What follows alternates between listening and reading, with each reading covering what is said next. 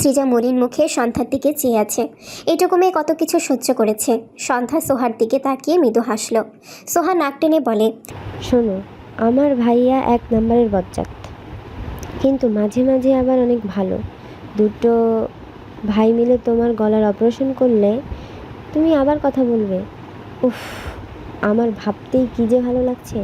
সন্ধ্যার ঠোঁটের কোণে হাসি, তবে চোখের কোণে পানি জমছে অনবরত।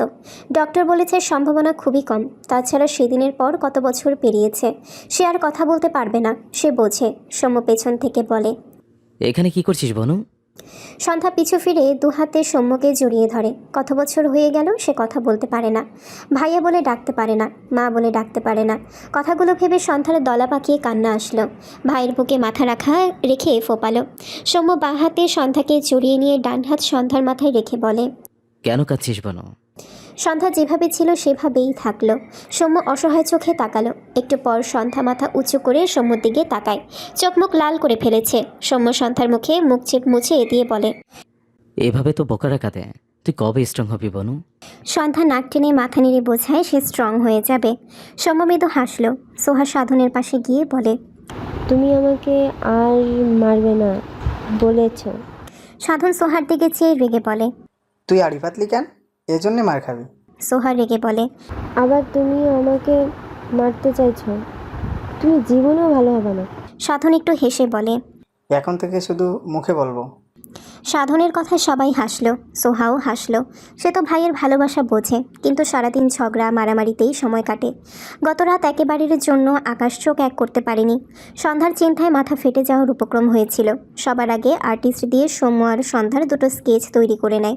এরপর রাতেই সবাইকে খবর দিয়ে উচ্চপদস্থ পুলিশ কর্মকর্তাদের প্রস্তুত থাকতে বলেছিল। ডিবি স্পেশাল ব্রাঞ্চ সব কিছু নিয়ে পুরো সিলেট শহর সারাদিন ঘুরেছে। শ্রীজাদের গ্রামের প্রতিটা মানুষ ছবি দুটো দেখে বলেছে তারা এই দুজনকে দেখেছে গতকাল। আকাশ খুশি হয়েছিল, কিন্তু সিলেট শহরের প্রতিটি গ্রাম শহর তন্ন তন্ন করে খুঁজেও সন্ধ্যা সমুর টিকিটিও পায়নি। আকাশ অসহায় হয়ে শ্রীজার বাবার কাছে ফিরে এসেছে। ভেবেছিল লোকটাকে কিছু বলবে না, কিন্তু এই লোকটা তার ধৈর্যের বাঁধ ভেঙে দিল। কোথায় লুকিয়েছে এই সন্ধ্যার সৌম্যকে? আকাশ শ্রীজানকে কোলে নিয়ে শ্রীজার বাবার উদ্দেশ্যে রাগান্বিত বাণী ছুড়ে দেয়। নিজের ছেলের প্রতিও কি আপনার মায়া নেই? এখনো সময় আছে, বলে দিন সন্ধ্যা কোথায়। শ্রীজার বাবার চোখে মুখে অসহায়ত্ব। সে সকাল থেকে সাধনকে ফোনে পায়নি। সে নিজেও জানে না ওরা কোথায় গিয়েছে, জানলেও বলতো না। সে স্বার্থপর হতে পারবে না কখনো। আকাশ আগের চেয়েও চিৎকার করে বলে, কিছু বলছেন না কেন? আমার সন্ধ্যা কোথায় বলুন। শ্রীজার বাবাও কেন যেন রেগে গেল খুব। অতপর তেজি কণ্ঠে বলে, কি ক্ষতি করেছে ওরা তোমার? সন্ধ্যাকে রেপ করার চেষ্টা করে ওর স্বাদ মেটেনি? সমুর পেটে ছুরি চালিয়ে ক্ষান্ত হচ্ছে না কেন তুমি? কেন এমন করছো? কারণটা বলো। শ্রীজার বাবার কথা শুনে আকাশ স্তব্ধ চোখে তাকায়। তার মাথা চক্কর দিয়ে ওঠে। কানে একটা কথা বাজছে, সন্ধ্যার রেপ। আকাশ ঢোক গিলল। শ্রীজানকে কোল থেকে নামিয়ে দিয়ে শ্রীজার বাবার দিকে চেয়ে ঢোক গিলে বলে, কি বলছেন এসব? শ্রীজার বাবা আকাশের ব্যবহারে অবাক হলো।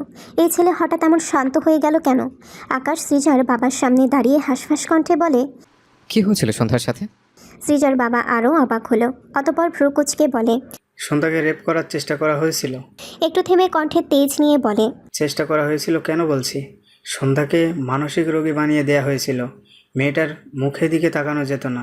ট্রামার মধ্যে চলে গিয়েছিল ও। ওকে স্বাভাবিক করার ব্যবস্থা করতে না করতে হাজির হয়ে গেল তুমি। ওর হাত মুখের ক্ষতগুলো মিশতে না মিশতে আবার তুমি। আকাশ দু হাতে কান চেপে চিৎকার করে বলে। চুপ করুন। শ্রীজার বাবা চুপ হয়ে গেল। সবাই অবাক হয়ে তাকায় আকাশের দিকে। আকাশের কণ্ঠ কাঁপছে, সাথে শরীর, চোখ দুটো বন্ধ। এসব শুনতে চায় না সে। কে ছুঁয়েছে তার সন্ধ্যাকে? আকাশ হঠাৎই শ্রীজার বাবার দিকে এগিয়ে গিয়ে ধরা গলায় বলে, আঙ্কেল, আপনি এসব মিথ্যা বলছেন তাই না? সন্ধ্যা কোথায় আঙ্কেল? শ্রীজার বাবা অবাক হয়ে চেয়ে আছে। শ্রীজার মা শ্রীজানকে কোলে নিয়ে আকাশকে অবাক হয়ে দেখছে। আকাশ শ্রীজার বাবাকে চুপ দেখে চিৎকার করে বলে, আপনি কেন মিথ্যা বলছেন? সন্ধ্যাকে কেউ ছোঁয়নি বলুন। পাশ থেকে শ্রীজার মা মলিন গলায় বলেন, সৌম্য নিজে আমাদের এসে বলেছে। আর সন্ধ্যার শরীরে অনেক ক্ষত ছিল, আমরা দেখেছি। মিথ্যা কেন বলবো আমরা? আকাশের বুক ভার হয়।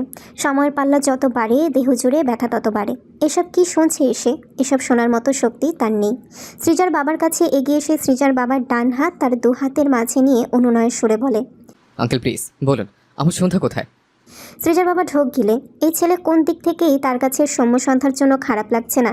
কে এই ছেলে? ভাবনা রেখে তার ফোন এগিয়ে দিয়ে বলে,